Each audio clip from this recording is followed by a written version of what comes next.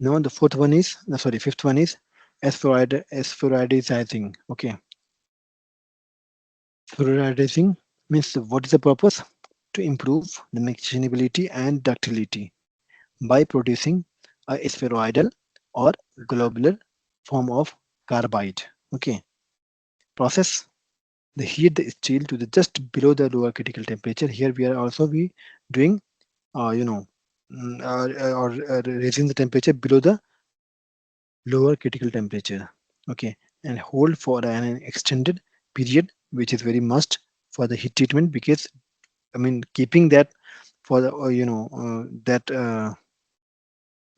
temperature at at a constant temperature for a while, so that the internal structure will get changes, so that you can say the phase change will occurs. Okay, alternatively the cycle temperature above and below the lower critical temperature occurs. Okay, so what microstructures here we get? The spheroidal cementite in a ferrite matrix. And what is the application? The application part is used for the high carbon steel and tools steels.